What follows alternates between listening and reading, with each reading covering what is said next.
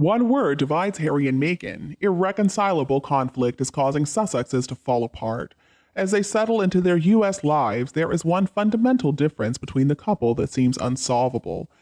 Well, just like that, she's gone again. For a few days earlier this month, Meghan was absolutely everywhere, thanks to all the new photos of the 40-something-year-old, which seemed to be absolutely everywhere. Meghan Markle out to lunch, Meghan Markle visiting friends, Meghan Markle going out to lunch again, where she posed for an Instagram shot, and she showed up in public wearing about $15,000 worth of designer clothing, including a coat and a scarf on a 21-degree day.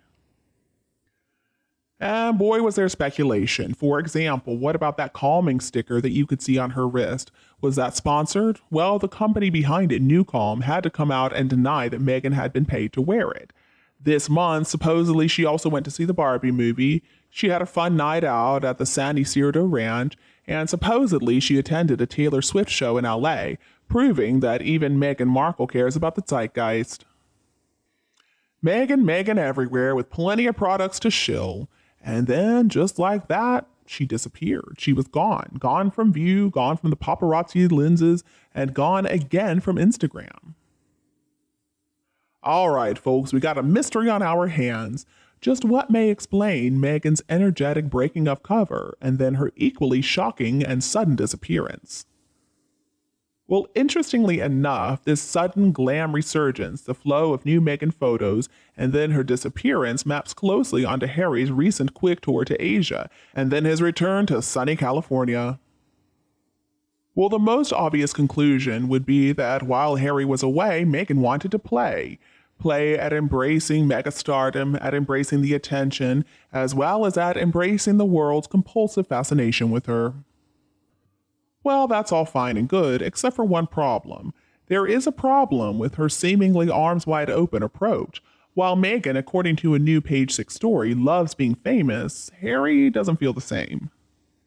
According to the report, Meghan is making a comeback for the cameras, and they also say the battle for privacy is over. Meghan's not seeking out opportunities to be photographed, but she's realized she has to live her life. None of the cameras are going away. This is coming from an insider close with Meghan and Harry who spoke with Page 6. But the fact that this reappearance of Meghan happened just as Harry was going to Asia, well, it suggests that while Meghan may be ready to launch herself into the Hollywood bloodstream, Harry is not so ready.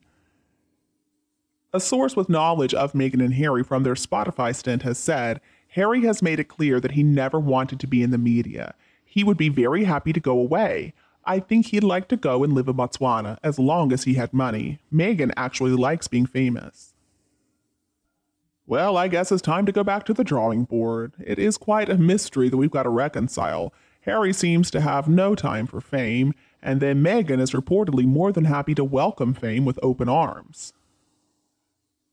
It's true that this clash of royalty and celebrity is not news. Many people, including many people living in the US, seem to get confused between the two, because what family in the world is more famous than the British royal family? Now, back when Meghan first joined their ranks, there was one British journalist who explained the American view of the royal family as nationalized Kardashians. That is, the royal family is basically just a wealthy family riddled with divorce and scandal.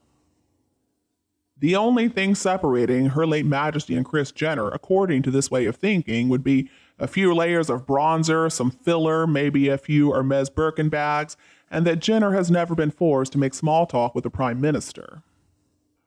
But there is something very important to understand here. The senior working members of the royal family, well, their attitude to the media has always just been a grin and put up with it kind of thing.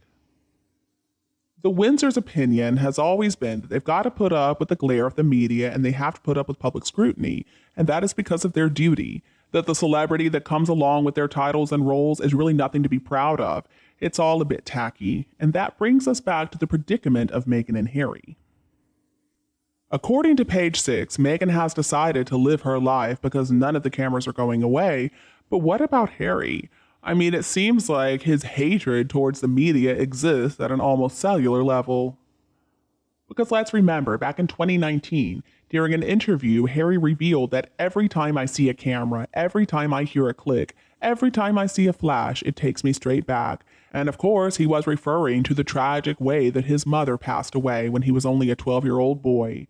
And then, in a 2017 documentary about his late mother, he referred to the photographers who followed her around as a pack of dogs. And earlier this year, during a TV interview, he referred to the UK media as the devil. Well, I think Harry's made it pretty clear how he feels. So what happens now, considering that, according to page 6, the woman Harry obviously loves being famous? Well, it's something that he doesn't seem so interested in. So what is going to happen with this relationship? Well, you all know how I feel about it. But anyway, I think we just got to keep an eye on Meghan's Instagram account. It has nearly 77,000 followers, but 0 posts. Who knows what's going to happen next with that thing? Meghan and Harry are scheduled to head to Germany next month for the Invictus Games. That's going to be Meghan's first overseas trip since the late Queen's funeral. And with Meghan Markle having spent months working on a new project, which everyone in her circle has been talking about, obviously something is happening behind the scenes. So basically, when it comes to Meghan, unfortunately, I've got to say, she will be back. In other news, in the latest photos I have seen, it looks like maybe Harry has had a little bit of a makeover. Or is it just another example of photoshopping? I'm not sure. If he's trying to look like his handsome older brother, I'm afraid he needs to give that up. He's not going to ever be respected like him either, so somebody should tell him to just give it up.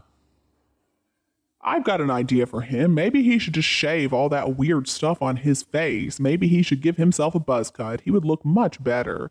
All of a sudden, his hair looks darker all over. It's very weird. There are also no lines or spots on his face that have been smoothed out. Even his eyes have shifted a little bit from his nose towards his ears. It seems like Harry's face has also gotten slimmer. Maybe Harry has caught that Hollywood disease, the one where you gotta stay young at any cost. Harry really is such an embarrassment, such a laughingstock. I think that he needs to do something, though, to get rid of that hideous beard and do something with the hair on his head, too. Now, usually, I love a man with a beard. My husband had one for quite a while. Now that he's older, I told him he looks a little bit like Santa Claus when he does have a beard, so he started shaving more often. But anyway, Harry, no, Harry, you never looked good with the beard. It's time to give it up. And you, what do you think about this news? Please tell me your opinion below in the comments section, and we can also talk about Harry and Meghan's relationship. Please remember to like and share my video with your friends and family members who need it anytime you want. And don't be afraid to click the subscribe button to get more updates in the future. Thank you so much for tuning in. Have a lovely weekend, and we'll be back to see you all tomorrow.